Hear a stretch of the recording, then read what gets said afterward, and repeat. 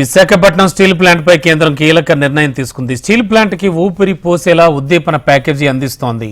Steel plant పునరుజ్జీవనానికి 10,300 కోట్లను కేటాయిస్తూ కేంద్రం నిర్ణయం తీసుకుందని కేంద్ర మంత్రి రామ్మోహన్ నాయుడు ఎక్స్ వేదికగా స్పష్టం చేశారు. విశాఖ స్టీల్ ప్లాంట్ కి రివైవల్ ప్యాకేజీ ఇవ్వడం పట్ల ప్రధాని మోడీకి కేంద్ర మంత్రి ధన్యవాదాలు తెలిపారు. ఇదే అంశానికి సంబంధించి లేటెస్ట్ ఇన్ఫో అందించడానికి విశాఖ స్టీల్ ప్లాంట్ నుంచి మా కరెస్పాండెంట్ అనురాధ మరిన్ని వివరాలు అందించడానికి సిద్ధంగా ఉన్నారు. అనురాధ, ప్రస్తుతానికి స్టీల్ ప్లాంట్ వద్ద సిచ్యువేషన్ ఏంటి?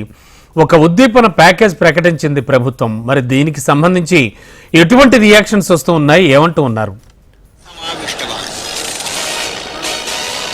రమణబాబు, ఈ రోజు కేంద్రం చాలా కీలకమైన ప్రకటన చేసింది. స్టీల్ ప్లాంట్ కి సంబంధించి స్టీల్ ప్లాంట్ పునరుద్ధరణ కోసం 11,440 కోట్ల రూపాయలు రివైవల్ ప్యాకేజీని ఇస్తున్నట్లుగా ప్రకటన చేసింది. అయితే ఇది కూటమి పెద్ద విజయంగా చెప్పుకుంటూ సంబరాలు కూడా చేసుకున్నారు. అయితే ఇక్కడ స్టీల్ ప్లాంట్ కార్మికులు మాత్రం ఒక భిన్న స్వరాన్ని అయితే మాత్రం వినిపిస్తున్నారు. ఎందుకనంటే మేము మొదటి నుంచి కూడా కోరుకుంటుంది స్టీల్ ప్లాంట్ పునరుద్ధరణ కోసం ఆర్థిక ప్యాకేజీ కాదు, స్టీల్ ప్లాంట్ ని సెయిల్లో విలీనం చేయాలి అని చెప్పి మా ప్రధానమైన డిమాండ్ అని చెప్పేసి వీళ్ళు గత సంవత్సరాల కొద్దీ కూడా పోరాటం చేస్తున్నారు. ఆ పోరాటానికి హెచ్ఎంటీవీ కూడా మరి వాళ్ళ స్వరాన్ని వినిపిస్తూ ఇన్ని రోజులు వాళ్ళతో కూడా వాళ్ళ పోరాటానికి మద్దతుగా నిలిచింది. వాళ్ళ పోరాటానికి బాసటగా నిలిచి ఇప్పటిదాకా కూడా మనం ఉక్కు ఉద్యమకారుల వెనకాల నిలిచాము. ముఖ్యంగా ప్రధాని గత కొద్ది రోజుల క్రితం విశాఖ వచ్చినప్పుడు వైజాగ్ కి ఆవాజ్ అన్న కార్యక్రమం ద్వారా పెద్ద ఎత్తున పబ్లిక్ అందరి దగ్గర నుంచి కూడా వాళ్ళ యొక్క అభిప్రాయాన్ని తీసుకొని స్టీల్ ప్లాంట్ ప్రైవేటైజేషన్ మీద ఒక పెద్ద స్పెషల్ డ్రైవ్ అయితే కూడా నిర్వహించి ఇక్కడున్న ప్రజల మనోభావాలన్నింటినీ కూడా ఢిల్లీ దాకా చేరేదాకా మరి హెచ్ఎంటీవీ ఒక స్పెషల్ డ్రైవ్ కూడా నిర్వహించింది. అయితే ఈ రోజు కేంద్రం ప్రకటించిన ఈ ప్రకటన మీద పోరాట కమిటీ సభ్యులు ఏమనుకుంటున్నారు, వాళ్ళు ప్రధానంగా వాళ్ళ డిమాండ్స్ ఏంటి అన్నది ఇక్కడ మనతో చాలా మంది ఉన్నారు. వాళ్ళతో ఒకసారి మాట్లాడదాం. సార్, ఈ రోజు కేంద్ర ప్రభుత్వం ఒక కీలకమైన ప్రకటన చేసింది, రివైవల్ ప్యాకేజ్ ఇస్తున్నట్టుగా. మరి ఈ ప్యాకేజ్ మీద ఒకవైపు కూటమి సంబరాలు చేసుకుంటుంటే ఉత్తమ నేతలు కానీ కార్యకర్తలు కానీ మీరు ఇక్కడ చాలా క్యాజువల్ గా దీని గురించి చెప్తారు. ఏంటి సార్ ఏమైందో? అలాగే మీ ఉద్యమంలో హెచ్ఎంటీ మేము స్పెషల్ గా మీతో పాటు అడుగులు వేస్తూ మీ ఉద్యమానికి ఒక బాధ్యతగా నిలిచాం. అలాగే ప్రధాని వచ్చినప్పుడు కూడా ఆవాజ్ కి ప్రధాని చెప్పి మేము చాలా కార్యక్రమాల్ని డ్రైవ్స్ ద్వారా నిర్వహించి మీ ఉద్యమాన్ని ముందుకు తీసుకెళ్లాం. ఏమంటారు? మొట్టమొదటిగా విశాఖపట్నం స్టీల్ ప్లాంట్ ని ప్రైవేటీకరించాలని చెప్పేసి 2021 జనవరి 27 తారీఖున కేంద్ర కేబినెట్ కమిటీ ఎకనామిక్ అఫైర్స్ వాళ్ళు ఒక నిర్ణయం చేశారు. దానికి వ్యతిరేకంగా గత 4 సంవత్సరాలుగా విశాఖ కార్మికులు మేము అలుపరకం పోరాటం చేస్తున్నాం.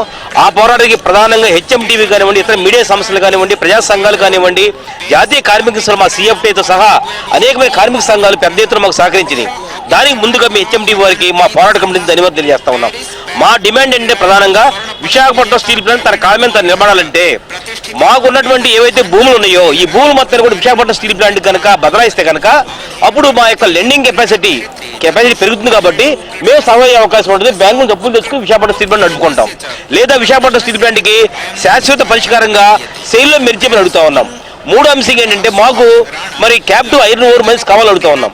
ఈ 3 అంశాలకు కూడా ఈరోజు వచ్చినటువంటి ప్రకటన ఏదైతుందో ఆ ప్రకటన దీనికి ఒక పరిష్కారం చూపించలేదు. ఏదైతే ప్రైవేటీకరణ చేస్తామన్నారో ఆ నిర్ణయాన్ని వెనక్కి తీసుకోలేదు. కాబట్టి మా అనుకున్న డిమాండ్లు ఏవి కూడా సర్వైల్గా సక్సెస్ కాలేదు. కాబట్టి మేము కొంత నిరాశ చెందినమాట వాస్తవమే. అదే సందర్భంలో గత 4 సంవత్సరాల నుంచి విశాఖపట్నం స్టీల్ ప్లాంట్ ఆర్థిక సమస్యలు సతమతమవుతా ఉంది.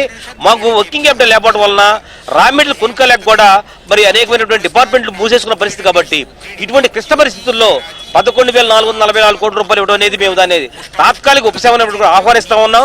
విశాఖపట్నం స్టీల్ ప్లాంట్ తన దానికి ఉత్పత్తి సామర్థ్యాన్ని పూర్తి స్థాయిలో నడపడానికి ఇది ఉపయోగపడుతుంది.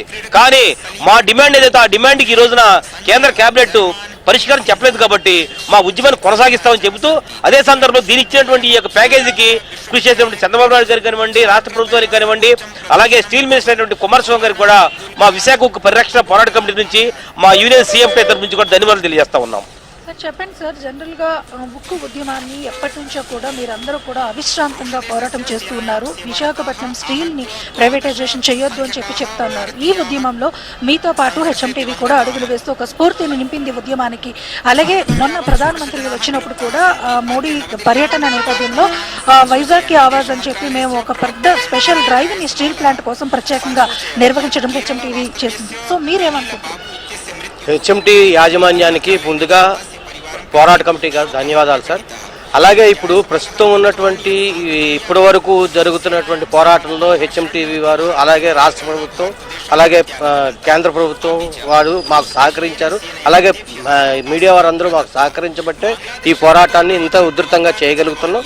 ఇటువంటి పోరాటంలో మాకు హెచ్ఎంటీవీ వారు చేసినటువంటి దీనికి కృతజ్ఞతలంగా భావిస్తున్నాం.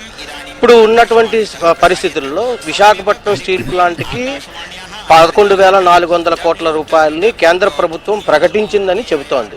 ఆ ప్రకటించుతున్నటువంటి విశాఖపట్నం స్టీల్ ప్లాంట్ తాలూకా అమౌంట్ ఏదైతే ఉందో ఆ అమౌంట్ అనేటువంటిది దాని మీద పూర్తిగా క్లారిటీ వస్తేనే కానీ మనం విషయాన్ని పూర్తిగా వివరించి చెప్పలేము.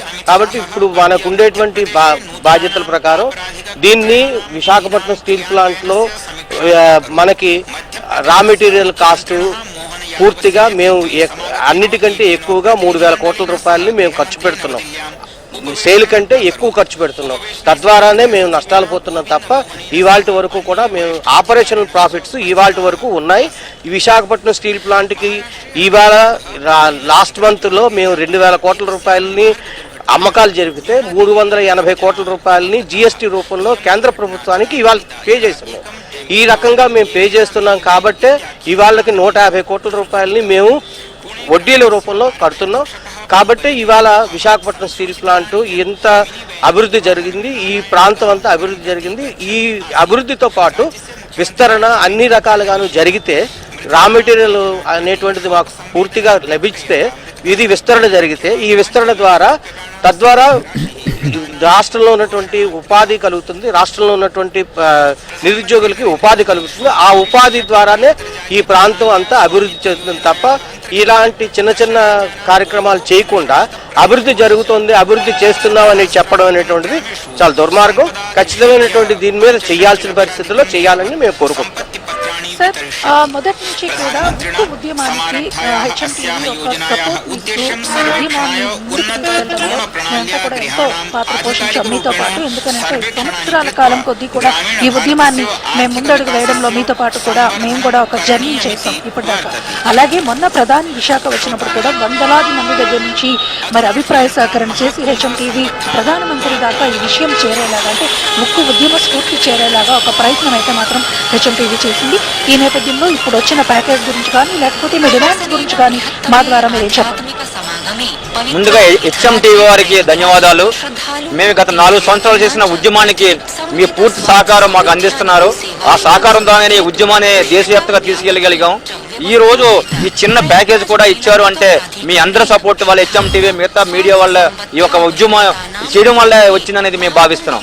అయితే ఇది తాత్కాలిక ఉపశమనం మాత్రమే, ఇది ఓన్లీ టెంపరీ రిలీఫ్ మాత్రమే.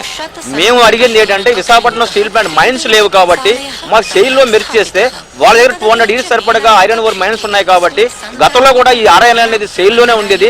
1982లో సెపరేట్గా ఆర్ఐఎన్ పెట్టారు. మళ్ళా సెయిల్లో మెర్జ్ చేయండి, మాకు ఐరన్ ఓర్ మైన్స్ ఉంటాయి కాబట్టి సంవత్సరానికి 4-5 వేల కోట్ల లాభాలు వస్తుంది మైన్స్ ఉంటాయి చెప్పి మేము గత 4 ఏళ్ళు డిమాండ్ చేస్తున్నాం. అదేవిధంగా ఏదైతే మీ ప్రభుత్వం మీరు నిర్ణయం తీసుకున్నారో ఇది అమ్మాలని చెప్పి 100% దాన్ని వెనక్కి తీసుకోమని చెప్పి మేము డిమాండ్ చేస్తూ 4 ఏళ్ళుగా మనం ఈ యొక్క ఉద్యమం చేస్తున్నాం. అదేవిధంగా ఈ యొక్క మైన్స్ కేటాయిస్తే ఈ రోజు విశాఖపట్నం స్టీల్ ప్లాంట్కి మీరు ఇచ్చారు 10,000 కోట్లు, కానీ 18,000 కోట్లు లోన్స్ ఉన్నాయి, బ్యాంక్ లోన్స్. 8,000 కోట్లు వెండర్స్ పేమెంట్ చేయాలి. ప్లాంట్ 3 ప్లేస్ రన్ అవ్వాలంటే 10,000 కోట్లు కావాలి, 35,000 కోట్లు కావాలని మీరే స్టేట్మెంట్ ఇచ్చారు కేంద్ర ప్రభుత్వమే.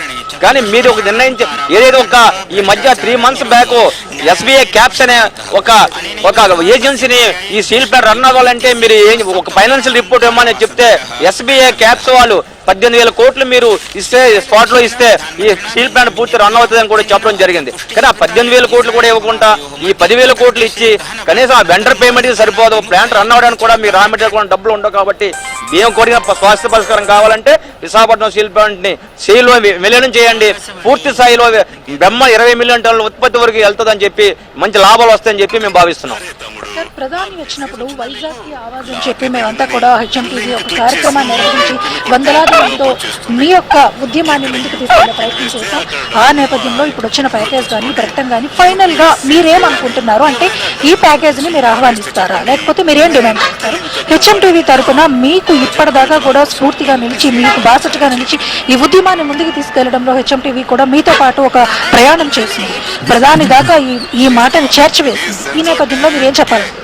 1450 రోజులుగా విశాఖ ఉక్కు ఆంధ్రుల హక్కు అనే ఉద్యమం మేము చేసామంటే దీనికి ముందు ప్రజల్లోకి కానీ లేకపోతే రాజకీయ నాయకుల్లోకి తీసుకెళ్ళిన వాళ్ళని ప్రెస్. ఆ ప్రెస్లో హెచ్ఎం టీవీ అన్నది ఎప్పుడు కూడా ముందుంది. మాకంటే ఎక్కువ గొంతుని వాళ్ళు ప్రపంచవ్యాప్తంగా దేశవ్యాప్తంగా ఇప్పారు.